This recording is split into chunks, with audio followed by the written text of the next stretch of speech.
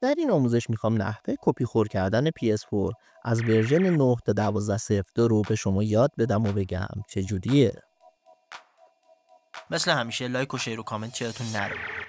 بالاخره بعد از مدت‌ها ورژن 12.02 PS4 هم هک شد و حالا میتونید اون رو هم کپی خور کنید و از بازی کردن باهاش لذت ببرید. خوبی این روش هم اینه که مثل ورژن 11 دیگه نیاز به دانگل لن یا کامپیوتر برای اجرای کپی خور ندارید. اجرای کپی خور فقط از طریق یک دیسک بلوری انجام میشه و از ورژن 9 تا 12.02 رو میشه باهاش هک کرد. برای شروع که من لینکش رو زیر ویدیو گذاشتم. خب فایل دانلود شد و حالا باید اون رو از حالت زیپ خارج کنیم. اینجا از ما پسورد میخواد که باید کلمه چجوریه رو وارد کنیم.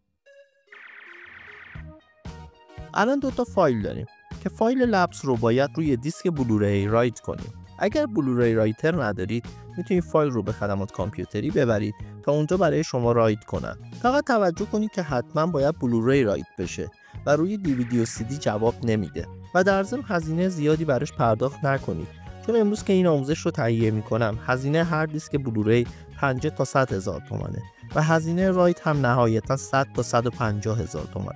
پس هزینه اضافی پرداخت نکنید. حالا اگر خودتون بلوری رایتر دارید از طریق برنامه ایمیج بر یا هر برنامه رایت CD دیگه‌ای فایل ایزو لپس رو انتخاب میکنیم و با کمترین سرعت رایتش میکنیم.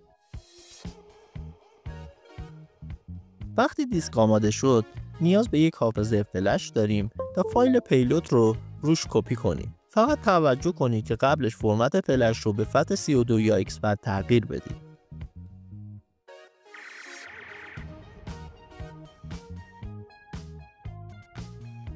الان فایل پیلوت رو روی فلش کپی میکنیم و کارمون با کامپیوتر دیگه تموم میشه و فلش رو به PS4 متصل میکنیم و دیسکی که آماده کردیم هم داخل PS4 میذاریم.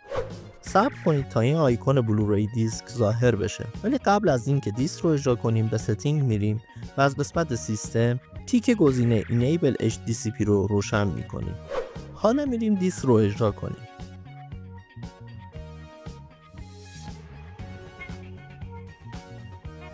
وقتی این نوتیفیکیشن رو دیدید یعنی کپی خور به خوبی اجرا شده.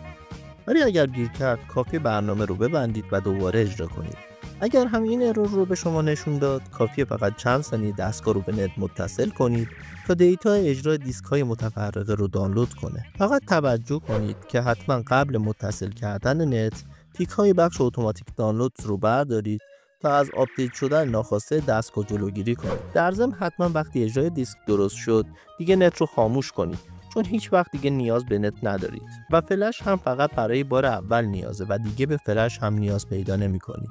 دوستانی که دستگاه کپی خور نداشتن باید این نکته رو هم بدونن که بعد از هر بار خاموش و روشن کردن دستگاه بازی ها قفل میشه که باید یک بار دیسک رو اجرا کنن تا قفل بازی ها باز بشه.